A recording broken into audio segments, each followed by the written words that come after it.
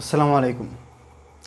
মমতা ব্যানার্জিদের রাজনীতিটা আপনারা দেখেন, মমতা ব্যানার্জি যদি রাজনীতিটা আপনারা দেখেন, তাহলে দেখে হয়তো আপনারা নিশ্চয়ই মনে মনে ভাববেন যে 10-15 বছর ধরে যে রাজনীতি করছে, আমাদের পশ্চিমবঙ্গতে শাসন করছে। কিন্তু আমাদের রাজ্যের মানুষ ভিন্ন রাজ্যে কেন যায় কাজ করতে? শ্রমিক করার জন্য বা কাজ করার জন্য। কেন আমাদের রাজ্যে কেন ইন্ডাস্ট্রি নেই, কেন কলকারখানা নেই, কেন কর্মসংস্থান নেই, কেন আমাদের রাজ্যের কাজের চাহিদা কম? এবার কিছু কিছু মানুষ হয়তো মনে করবেন যে আমাদের রাজ্যে তো কাজ আছে দাদা, আপনারা ভিন্ন রাজ্যে জানুন, কেন কাজ করতে যাচ্ছেন? আমি তাদেরকে বলি, আমাদের রাজ্যে কাজ যদি আপনি করেন রেগুলারই, তাহলে কিন্তু মাসে 10 থেকে 15 দিন আপনি কাজ পাবেন, বাকি 15 দিন কিন্তু আপনি কাজ পাবেন না। সেখানে কিন্তু আমাকে বাড়িতে বসে থাকতে হবে। এবং আমাদের পশ্চিমবঙ্গে যেটা ন্যূনতম মজুরি, যেটা হচ্ছে 300 থেকে 350 টাকা, 8 ঘন্টা ডিউটি। আর সে 8 ঘন্টা ডিউটি করে যদি আপনি ভিন্ন রাজ্যে কাজ করেন, দিল্লি, বোম্বাই বা কেরালায়, কাশ্মীরে, সেখানে আপনি 800 থেকে 900 টাকা উপার্জন করতে পারবেন। তাহলে 15 দিন কাজ করে 350 টাকা দিনে উপার্জন করার থেকেও আমার ভিন্ন রাজ্যে গিয়ে 800 থেকে 900 টাকা উপার্জন করা অনেকটাই ভালো। এর কারণে কিন্তু আমাদের পশ্চিমবাংলাতে মানুষ কাজ না করে ভিন্ন রাজ্যে যায় কাজ করার জন্য। আর সেটা মমতা ব্যানার্জি বলছে যে আপনারা যাও কেনে ভিন্ন রাজ্যে কাজ করতে, আপনি আমাদের রাজ্যে কাজ দিবেন না, কাজ নেই, জনসংখ্যা বেশি। তারপরে আমাদের রাজ্যে যে বেকারত্বটা দিন দিন বাড়ছে, সেখানে স্কুল কলেজের শিক্ষা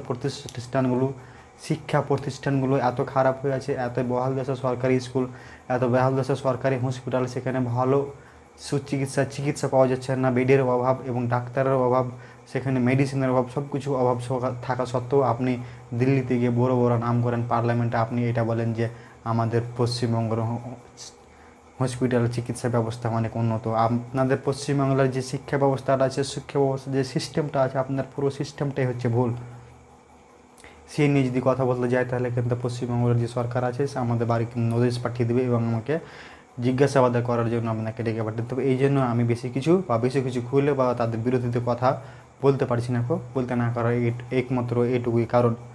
যাই হোক, আমার কথাটা শুনে যদি আপনাদেরকে খারাপ ও ভালো লেগে থাকে, তাহলে কিন্তু আমার কিছু করার নেই। কিন্তু আপনাদেরকে মনে রাখতে হবে যে যে ধরনের কথা হলো আপনাদেরকে বোঝাতে চেষ্টা করেছিলাম, এগুলো কিন্তু আপনাদেরকে বুঝতেই হবে। যদি না বুঝতে পারেন, তাহলে আপনাদের ভবিষ্যৎটা কিন্তু খারাপের দিকে এগিয়ে যাচ্ছে। তার কোনো না কোনো দুর্নীতির সাথে জড়িত, কেউ গরু চুরির সাথে জড়িত, কেউ আবার কয়লা চুরির সাথে জড়িত, কেউ আবার শিক্ষক নিয়োগের সাথে জড়িত, কেউ আবার সন্দেশখালির সাথে জড়িত। আপনি তো কিছুদিন আগে দেখলেন নিউজে যে সন্দেশখালিতে কীভাবে রাত 12টা বা 1টাতে মা বোনদেরকে ডেকে পাঠায় পিঠে বানানোর জন্য। আচ্ছা, কোন সিস্টেম এটা আছে যে রাত 12টা থেকে একটা পিঠে বানিয়ে খাবে? এবং তেনারা যদি পিঠে খাওয়া যদি অত ইচ্ছে বা শখ থাকে, তাহলে নিজের পাড়া প্রতিবেশী আত্মীয় স্বজনকে বাদ দিয়ে নিজের তো ফ্যামিলির মেম্বার কেউ আছে পিঠে বানাতে পারে, তারা তো আপনাকে পিঠে বানিয়ে খাওয়াতে পারে। আপনি কেন অন্য একটা মেয়েকে রাত 12টার সময় ডেকে পিঠে বানাতে রাখবেন? এটা হচ্ছে একটা একটা দুর্নীতি, এটা হচ্ছে একটা পশ্চিমবাংলার শাসন ব্যবস্থার একটা খারাপ সিস্টেম। সেই সিস্টেমটাকে আপনাদের পরিবর্তন করতে হবে। সেই সিস্টেম পরিবর্তন করার জন্য আপনাকে সরকার চেঞ্জ করতে হবে। যতক্ষণ পর্যন্ত এই দুর্নীতিবাজ ধাপ্পাবাজ সরকার আপনারা চেঞ্জ করতে না পারছেন, ততদিন পর্যন্ত কিন্তু আমাদের রাজ্যে এই অবস্থা হতে থাকবে, এর থেকে আরও বেহাল দশা হবে। যাই হোক, ভিডিওটি আমার এখান থেকে শেষ করে দিলাম। কিছু বলার থাকলে আমি কিন্তু অন্য একটা ভিডিওতে বলার চেষ্টা করব। আসসালামু আলাইকুম।